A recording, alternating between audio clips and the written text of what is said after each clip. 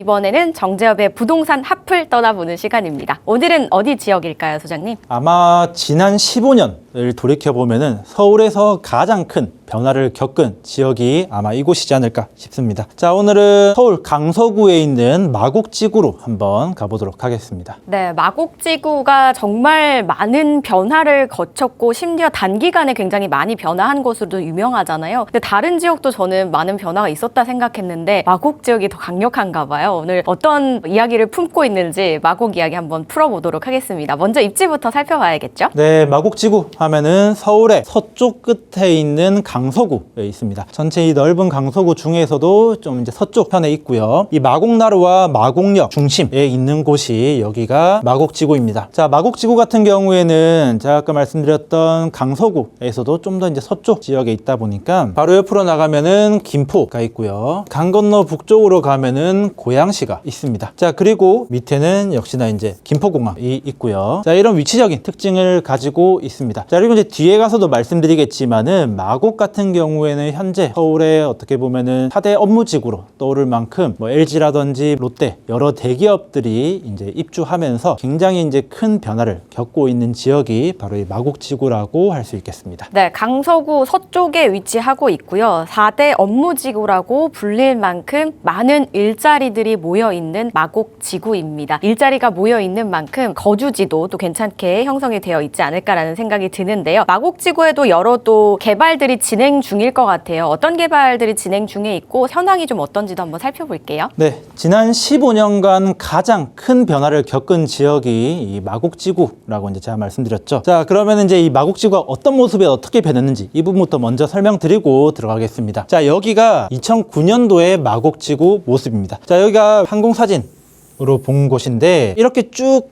터벌판으로 돼 있는 이 넓은 부지가 마곡지구의 자리입니다. 이 마곡 같은 경우에는 불과 한 20년, 한 25년 전까지만 해도 여기가 다 논밭으로 가득 찬 서울이긴 하지만은 개발이 되지 않은 낙후되어 있는 이제 그런 지역이었거든요. 자, 그러다 보니까 2019년도 사진만 봐도 이렇게 다 허벌판으로 나와 있는 모습이었고요. 자, 옆에 보시면은 9호선 마곡나루역의 모습입니다. 자, 여기도 2019년도 사진인데요. 마곡나루역이 2014년도에 개통이 되었는데, 자, 그 전에 2009년도에 역사만 덩그러니 이제 만들어 놓은 그런 모습입니다. 자, 마찬가지로 역사만 있고 이 주변에는 아무것도 없는 그런 모습이죠. 자, 이랬던 마곡이 어떤 모습으로 바뀌었냐? 자, 여기 좌측에 보시는 사진이 마곡 항공사진이고요. 자, 보시는 것처럼 아까 모습하고는 완전 딴판이죠. 굉장히 큰 건물들이 빽빽하게 다 들어서 있고 도로도 이렇게 널찍하게 다 조성이 되어 있습니다. 자, 그리고 조금 전에 보셨던 이 마곡나루역, 여기가 마곡나루역 1번 출구거든요. 조금 전 사진 보시면은 이 주변이 아무것도 없는 그런 모습인데, 최근 사진을 보시면은 다 건물도 올라가 있고 이렇게 도로도 깔끔하게 놓여져 있는 모습입니다. 자, 그럼 다음은 마곡이 어떤 식으로 이제 개발이 되었냐? 자, 마곡지구 같은 경우에는 뭐 이름처럼 강서구 마곡동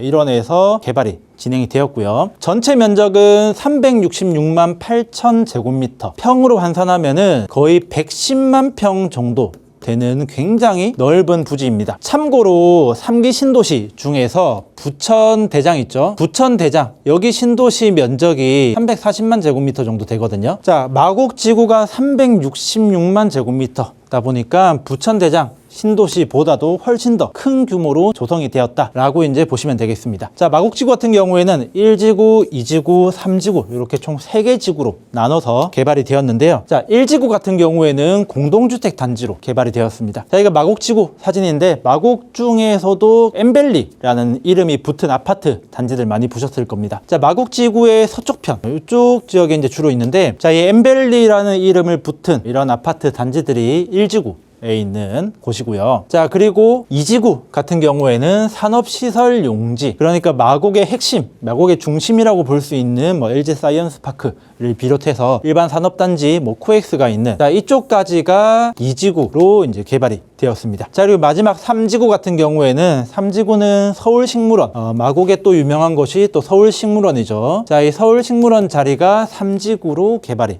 된 겁니다. 자, 다음은 마곡지구 개발 과정에 대해서 한번 설명드리겠습니다. 자, 마곡지구 같은 경우에는 아무래도 규모가 굉장히 큰 만큼 오래전부터 개발 논의가 있던 자리입니다. 시작은 1994년도 서울 5대 거점 개발 기본 구상이라는 이름으로 개발 논의가 처음 나왔고요. 그 당시에 5대 거점이라고 하면은 마곡, 상암, 여의도, 용산, 뚝섬 이렇게 총 5개가 있었습니다. 자, 그런데 1996년 이 5대 거점 개발 계획 추진이 이제 중단이 되었고요. 그 이후에 IMF라든지 여러 가지 상황을 이제 겪으면서 개발 논의가 조금 조용한 그런 상황이었습니다. 자, 그런데 이제 2002년도 이명박 서울시장이 있던 당시에 마곡지구 개발을 강력하게 추진하겠다라고 선언을 했고요. 2005년도에는 마곡 R&D시티라는 이름으로 조성 계획이 발표가 되었습니다. 자, 그 이후 2007년에 도시개발구역으로 지정되고 개발 계획이 고시되면서 이때부터 공식적으로 사업에 착수가 되었습니다. 자, 2009년도부터 착공에 들어갔고 2011년도부터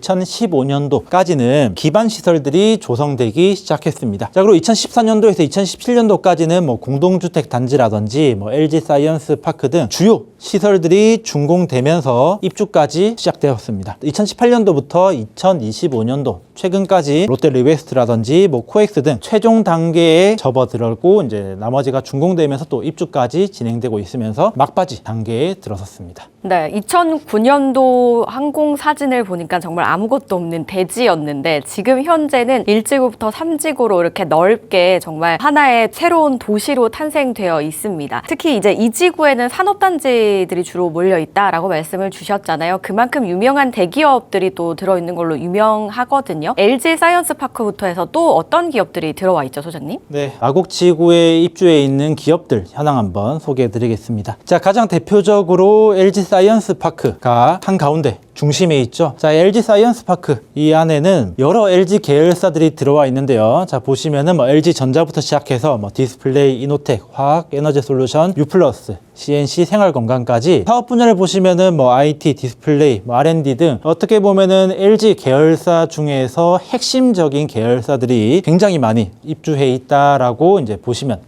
되겠습니다. 자, 그리고 이제 LG뿐만이 아니고 롯데에서도 많은 계열사들이 입주해 있는데요. 롯데 같은 경우에는 LG 사이언스 파크처럼 한 곳에 다 입주해 있는 것이 아니고 뭐 여기저기 조금 흩어져 있는 모습도 있는데, 자, 보시면은 뭐 롯데 중앙연구소부터 시작해서 뭐 제과, 음료, 푸드, 건설까지 이런 여러 사업 분야를 가진 롯데 계열사들이 많이 입주를 해 있는 상태입니다. 아무래도 이제 롯데라는 이 기업의 주력 분야가 식품, 제조, 뭐 음료 이쪽이다 보니까 롯데의 핵심적인 이런 계열사들도 마곡에 많이 입주해 있다라고 보시면 되겠습니다. 자, 그 외에도 여러 가지 다양한 기업들이 입주해 있는데요. 뭐 대표적인 기업 몇 개만 제가 이제 표시를 좀 해놓은 겁니다. 자, 방금 말씀드렸던 뭐 롯데라든지 LG 뿐만이 아니고 넥센, 뭐 오스템, 귀뚜라미, 뭐 DL그룹도 들어와 있고요. 뭐 홈앤쇼핑, 이랜드, S-오일 코오롱, 그리고 이대 서울병원까지 여러 굵직한 대기업들이 많이 들어와 있는 모습입니다. 자, 그리고 마지막으로 이제 기업 입주 현황 중에서 뭐 업종별로 정리를 쭉 해봤는데 사실 기업명 같은 경우에는 굳이 뭐 외우실 필요는 전혀 없죠. 자, 근데 주목해야 될 게 사업 분야입니다. 자, 보면은 이 마곡지구에 들어와 있는 많은 기업들의 사업 분야가 대부분 다 IT, 바이오, 제약 쪽입니다. 자, 그러니까 지금 시대를 이끌어 나가는 이 주요 산업, 그리고 앞으로 미래를 이끌어 나갈 사업들이죠. 뭐 IT라든지 바이오, 제약 이런 주요 사업 분야가 마곡지구에 많이 입주해 있다라는 거고, 이제 그렇다라는 거는 앞으로 이 마곡지구의 미래 가치가 더 커질 잠재력이 충분하다라는 것입니다. 네, LG 계열사들뿐만 아니라 롯데 계열사들 그 외에도 이제 우리가 들으면 알 수 있는 큰 기업들이 입주해 있습니다. 일자리 수가 정말 어마어마할 것 같은데요. 이렇게 많은 유동 인구가 있으면 주변 인프라도 자연스럽게 좀 따라올 것 같은데요, 소장님 어떤가요? 네, 여러 기업하고 주거시설도 많은 만큼 인프라도 굉장히 중요하죠. 마곡지구에 위치해 있는 주요 인프라들 몇 가지만 소개해드리면은 일단 가장 먼저 김포공항을 말씀 안 드릴 수가 없죠. 마곡지구 바로 옆에 있는 김포공항이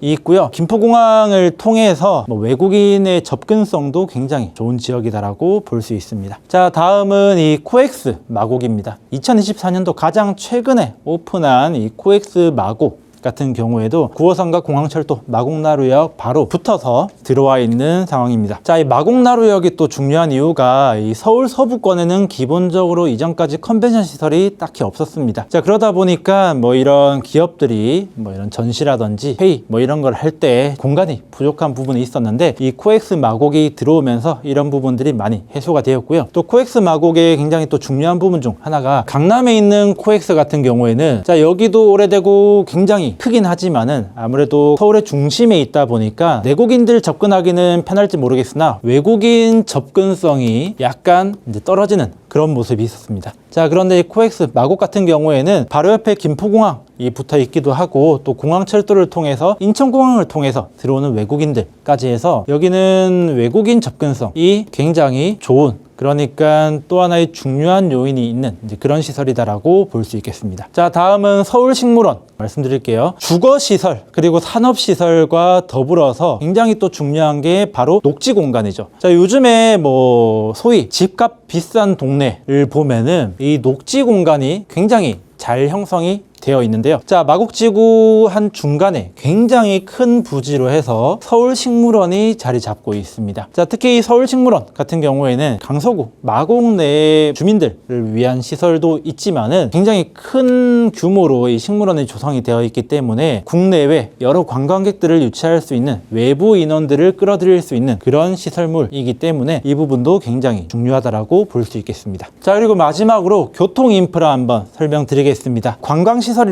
기업이라든지 뭐 주거시설 아무리 완벽하게 조성이 되어 있더라도 교통이 받쳐주지 않으면 사실 다 무용지물이 될 수 있는 거죠. 자, 마곡지구 같은 경우에 이런 교통 인프라도 굉장히 잘 형성이 되어 있는데요. 자, 가장 먼저 뭐 공항철도부터 말씀드리면은 뭐 공항철도를 통해서 김포공항, 인천공항도 굉장히 쉽게 접근을 할 수가 있고요. 그리고 서울역도 쉽고 빠르게 갈 수 있습니다. 자, 그리고 이제 9호선도 지나가다 보니까 9호선 같은 경우에는 사실 말할 필요도 없는 황금 노선이죠. 이 9호선을 통해서 여의도라든지 강남 이쪽도 한 번에 이동할 수 있는 그런 편의성이 있고요. 자, 그리고 이제 5호선 마곡역을 통해서도 여의도 그리고 광화문까지 쉽고 빠르게 이동할 수 있다는 장점이 있습니다. 자, 그렇기 때문에 이 마곡지구 같은 경우에는 앞서 말씀드렸던 뭐 컨벤션 시설이라든지 김포공항, 서울식물원 뿐만 아니고 이 모든 것을 받쳐줄 수 있는 이런 교통이 굉장히 훌륭하게 잘 조성이 되어 있다라고 보시면 되겠습니다. 서울 서부권에는 사실 컨벤션 시설이 없었는데 이제 코엑스 마곡이 그 자리를 지금 채워줬고요. 또 녹지도 서울식물원이 든든하게 자리를 하고 있습니다. 교통도 역시 잘 되어 있다 보니까 이 컨벤션 시설과 이어질 수 있게 다른 지역으로 이동이 굉장히 또 편리하다라는 부분까지 말씀을 해주셨습니다. 이렇게 인프라면 인프라, 일자리면 일자리, 또 주거까지 특히 또 신축으로 돼 있을 거잖아요. 그렇다면 앞으로 전망은 어떻게 볼 수 있을까요, 소장님? 네, 마곡지구의 전망이라고 하면은 이제 엄연한 서울의 4대 핵심 업무지구로 자리 잡을 것이다 라고 이제 볼 수 있습니다. 우리가 서울의 주요 업무지구라고 하면 지금까지는 한 3군데 꼽았습니다. 뭐 시청 광화문 업무지구, 그리고 강남 업무지구, 그리고 여의도 업무지구, 이렇게 3개의 업무지구를 서울의 3대 업무지구라고 꼽았는데, 자, 거기에 추가적으로 마곡 업무지구까지 해서 서울의 4대 핵심 업무지구로 이제 자리 잡을 것이다 라고 이제 볼 수 있고요. 자, 그래서 지금 보시면은 직원 300명 이상 법인 사업체를 조금 표시해 놓은 지도인데, 강남하고 시청 광화문 그리고 여의도 다음으로 이 마곡에도 굉장히 많은 수의 대기업들이 많이 들어와 있는 그런 상태입니다. 자, 그리고 이제 더 중요한 것 중에 하나가 이런 인구적인 부분인데요. 자, 지역이 성장하는데 일자리의 영향도 굉장히 중요하긴 하지만은 그보다 더 중요한 게 얼마나 많은 사람들이 살고 있느냐, 이 부분도 굉장히 중요합니다. 자, 지금 보시는 이제 그림하고 이제 표는 서울 자치구의 인구수를 조금 표시해 놓은 자료인데요. 자, 강서구 같은 경우에는 서울 1위, 송파구 2위, 강남구 다음으로 3위의 인구수를 자랑하고 있습니다. 자, 강서구 같은 경우에는 55만 7천 명 이 거주를 하고 있고요. 서울의 자치구가 총 25개가 있거든요. 25개의 자치구 중에서 3위에 랭크했다는 거는 굉장히 이제 중요한 요소라고 볼 수 있겠습니다. 자, 물론 이 강서구라고 하면은 서울의 끝자락 위치해 있다라는 그런 이제 위치적인 단점이라든지, 그리고 김포공항이 있으면서 또 고도 제한 있죠. 자, 그러면서 위치적인 부분과 고도 제한으로 인한 고층 건물이 들어올 수 없다라는 이런 한계점이 있다라는 평가도 많습니다. 자, 하지만은 앞서 말씀드렸던 일자리 그리고 교통, 인프라, 자, 마지막으로 인구까지 해서 자, 이런 굉장히 중요한 요인들을 모두 다 갖추고 있는 지역이기 때문에 지금 당장은 약간 소외받고 있겠지만은 앞으로 강서구도 굉장히 상승할 수 있는 잠재력이 높은 지역이다 라고 평가해 볼 수 있습니다. 네, 서울 25개 자치구 내 인구수 이제 강서구가 3위를 차지를 하고 있는데 그만큼 장점이 이제 크다라고 볼 수 있겠죠. 이미 3위인데도 잠재력이 더 많이 내포되어 있다라고 하니까 앞으로가 더욱더 기대가 되는 강서구 내에서도 마곡지구에 대해서 알아봤습니다.